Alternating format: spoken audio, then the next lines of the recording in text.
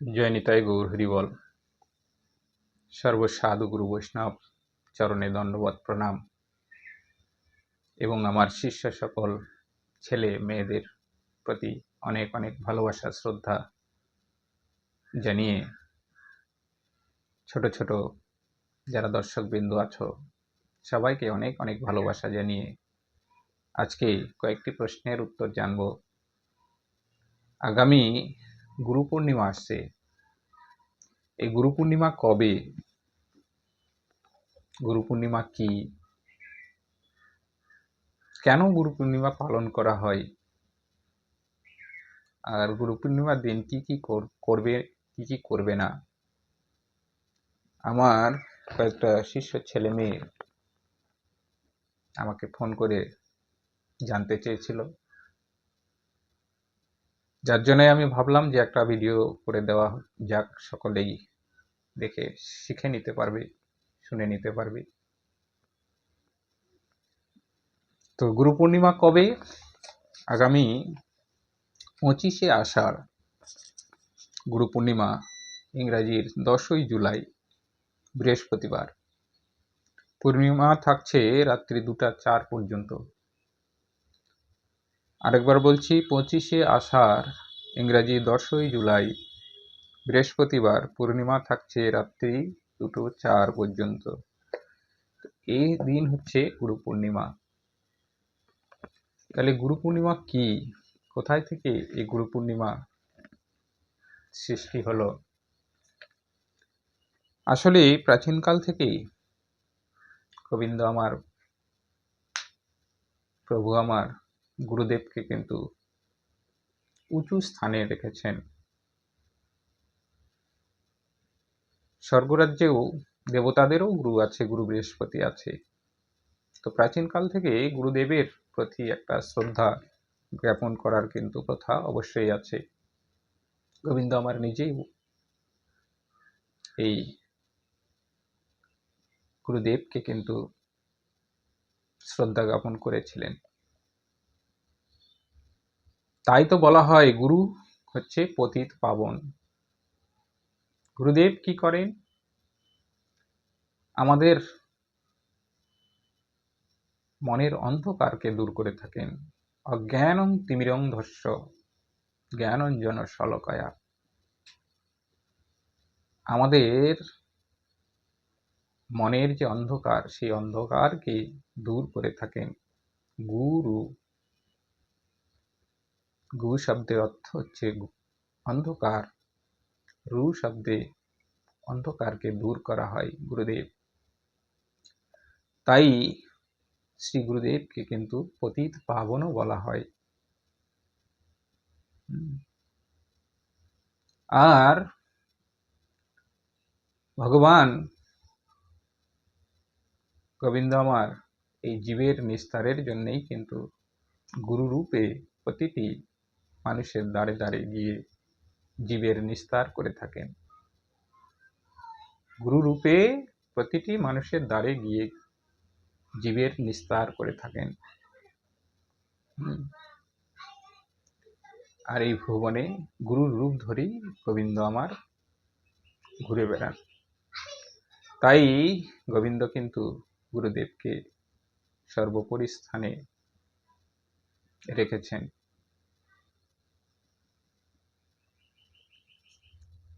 মহিমায় গুরু আর কৃষ্ণ কখনো কিন্তু আলাদা নয়। শাস্ত্রে বলেছে যে মহিমায় গুরু কৃষ্ণ একই জ্ঞান।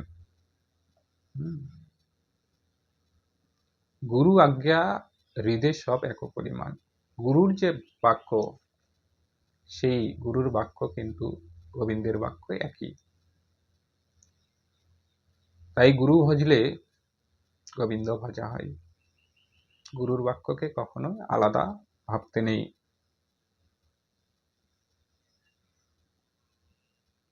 আর এই যে গুরুদেবের যে বাক্য, গুরুদেব যে তোমাকে দীক্ষা শিক্ষা প্রদান করেছে, সেই গুরুদেবের যে বাক্য, দীক্ষা শিক্ষা প্রদান করা যে বাক্য, সেই বাক্য যদি তুমি মেনে চলো, তো সেই বাক্যটুকু মেনে চলাও হচ্ছে কিন্তু তোমার ব্রজভূমে বাস হবে। সে ভারতের ব্রজভূমে না হোক, স্বর্গের ব্রজভূমে অবশ্যই বাস হবে। এবার গুরুদেব তোমার কাছ থেকে কি চায়? যে তুমি গুরুদেবের দেওয়া বাক্য, গুরুদেবের দেওয়া কর্ম, গুরুদেবের দেওয়া শাস্ত্রবিধি মেনে চলো। এইটুকু যদি তুমি করতে পারো, তাহলে তোমার গুরুদেব তোমার কাছ থেকে কিন্তু প্রসন্ন হবে। আর গুরুদেব প্রসন্ন হলে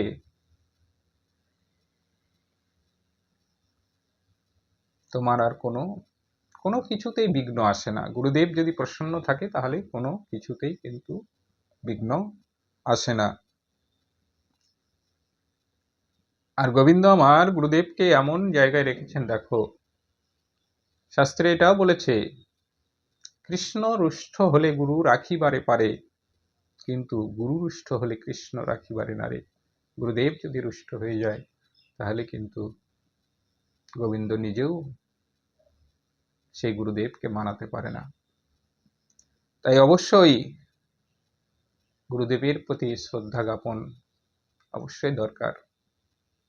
আর এইসব কিছুর জন্যই একটি গুরুদেবের প্রতি নিবেদিত একটি দিন গুরু পূর্ণিমার দিন। আরো কি বলেছে? গুরু মাতা গুরু পিতা গুরু হন পতি, গুরু বিনে এই সংসারে নাহি কোনো গতি। গুরু মাতা গুরু পিতা, দেখো আমাদের জন্মদাতা মাতা পিতা, সেও কিন্তু গুরু। শাস্ত্রে বলেছে যে গুরুদেব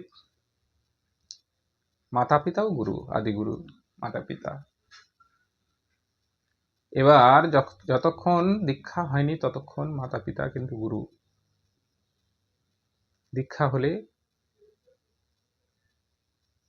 তখন সেই মনুষ্য বা সেই ব্যক্তির পুরো দায়িত্ব কিন্তু গুরুদেবের উপরে থাকে। শিক্ষা, কর্ম, ধর্ম কিভাবে চলতে হবে, সবকিছু কিন্তু সেই গুরুদেবের উপরে থাকে। তাহলে গুরু মাতা হলো, গুরু পিতা হলো। তো গুরুদেবকে আমরা মাতা বা পিতা সময় তুল্য করি, যেহেতু মাতা পিতাও গুরু। গুরুদেব যখন আমাদের মন্ত্র প্রদান করেন, অবশ্যই মাতা পিতা। তাহলে গুরু হন পতি। পতি কখন? পতি কিভাবে হলো? স্বামী। পতি মানে তো স্বামী। তো গুরুদেব যখন কর্ণে তোমার কর্ণমূলে বীজ মন্ত্র প্রদান করেছিলেন, সেই সময়টুকু জিহ্বা লিঙ্গ দ্বারা তোমার কর্ণে কিন্তু বীজ মন্ত্র প্রদান করেছিলেন। সেই সময় ওইটুকু সময় গুরুদেব তোমার প্রতিরূপে ছিল, সে পুরুষের হোক বা স্ত্রীর হোক। জিহ্বা লিঙ্গ দ্বারা কর্ণমূলে সে বীজ মন্ত্র প্রদান করেছিলেন। তাই গুরুকে মনুষ্য জ্ঞান কখনো করতে নেই। গুরুকে মনুষ্য জ্ঞান কখনো করতে নেই। শ্রী গুরুদেবের নিন্দা কখনো শ্রবণ করতে নেই। এমনকি যারা গুরুদেবের নিন্দা করে, তাদের মুখও কখনো দর্শন করতে নেই।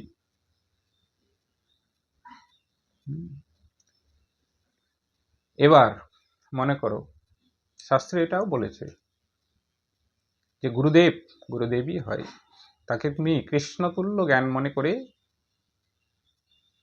তার সঙ্গে চলো, তার সঙ্গে ওঠো, তার সঙ্গে বসো। সে গুরুদেবের যদি কোনো বিক্রিয়া তোমার নজরে পড়েও যায়, তবুও সেই গুরুদেবের নিন্দা কখনো করতে নেই। আর গুরুদেবের প্রতি যার এই নিষ্ঠা ভক্তিটুকু আছে, সেই জগৎটাকে উদ্ধার করার অনেক শক্তি ধারণ করে থাকে।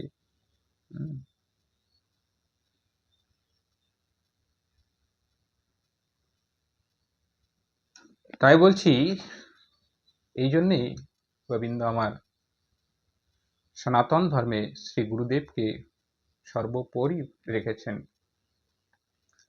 তো যাই হোক, এ হলো গুরুর আর গোবিন্দের তুলনামূলক আলোচনা। এবার আসি এই গুরু পূর্ণিমার দিন সকাল থেকে সারাদিন কি করব আর কি করব না। অবশ্যই আগে কি করব সেই জিনিসগুলো শ্রবণ করি। সকালে ঘুম থেকে উঠে অবশ্যই ব্রহ্ম মুহূর্তে ঘুম থেকে ওঠার চেষ্টা করবে এই গুরু পূর্ণিমার দিন। উঠে স্নান সেরে শুদ্ধ বস্ত্র পরে অবশ্যই বৃন্দা দেবীকে, সূর্যদেবকে জল প্রদান করে গৃহে পিতা মাতাকে প্রণাম সেরে তাদের আশীর্বাদ নিয়ে গুরুর চরণ সেবার প্রস্তুতি নাও। যাদের মন্দির আছে তারা অবশ্যই মন্দিরে, মন্দির যাদের নেই তারা অবশ্যই শুদ্ধ জায়গায় বসে, সম্মুখে যদি গুরুদেব থাকে অবশ্যই গুরুদেবকে সম্মুখে সেবা করা অনেক বেশি পুণ্যের হয়। যদি দূরে থাকে অবশ্যই তার চিত্রপট বা চিত্রপট না থাকলেও অন্তরে যে চিত্রপট আছে সেই চিত্রপটকে মনে মনে স্মরণ করে গুরুর চরণ সেবা করে চরণ ধৌত করে তুলসী ফুল চন্দন চরণে দিয়ে প্রণাম করবে অবশ্যই এই 3টি মন্ত্র বলে। এই মন্ত্রগুলি ভালো করে একটু শুনে নাও। অখণ্ডমণ্ডলাকারং ব্যক্তং যেন চরাচরম তৎপদং দর্শিতং যেন তস্मै শ্রী গুরুবে নমঃ। অজ্ঞানং তিমিরন্ধস্য জ্ঞানঞ্জন শলাকয়া চক্ষুর্মিলিতং যেন তস্मै শ্রী গুরুবে নমঃ। গুরু ব্রহ্মা গুরু বিষ্ণু গুরুদেব মহেশ্বর গুরুরেব পরম ব্রহ্ম তস্मै শ্রী গুরুবে নমঃ। এই 3টি প্রণাম মন্ত্র বলে অবশ্যই প্রণাম করবে। করে সারাদিন যারা উপবাস থাকার চিন্তা ভাবনা করবে অবশ্যই একবেলা উপবাস থাকার, দুপুর পর্যন্ত উপবাস থেকে দুপুরে গুরু গোবিন্দকে সেবা দিয়ে প্রসাদ পেলে আরো ভালো। যদি না পারো অবশ্যই এই গুরু পূর্ণিমার দিন আমিষ আহার বর্জন করবে।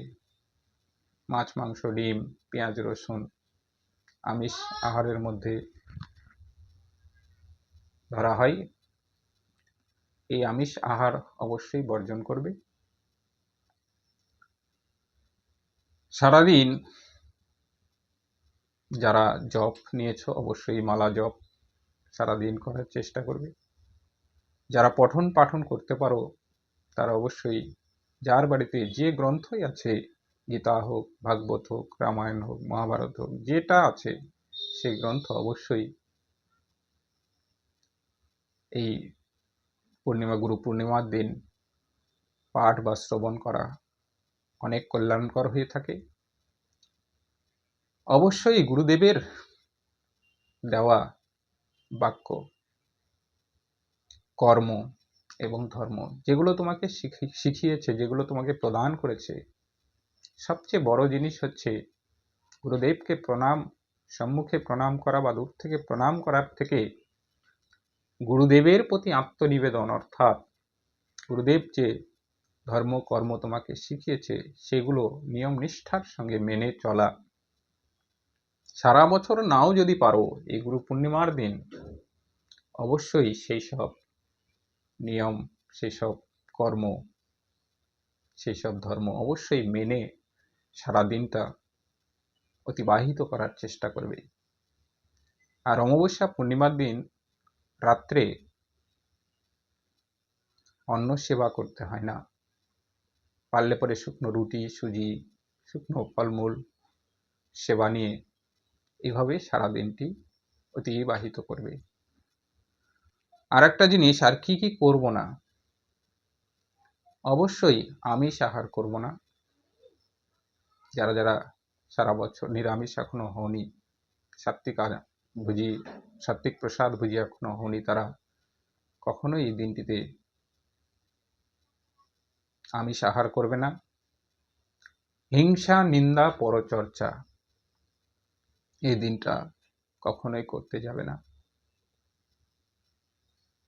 গুরুর নিন্দা, যে কোনো গুরুদেব হতে পারে, যে কোনো বৈষ্ণব নিন্দা,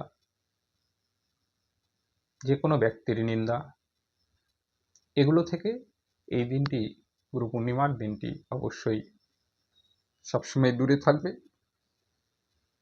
আর যাদের গুরুদেব দূরে আছে, অবশ্যই এখন ফোনের যুগ আছে, ফোনের দ্বারা তার সঙ্গে দুটি বাক্য আলাপ, তার সঙ্গে দুটি কৃষ্ণ কথা, ভাগবত কথা শ্রবণ করার চেষ্টা করবে, এতে অতি উত্তম হয়।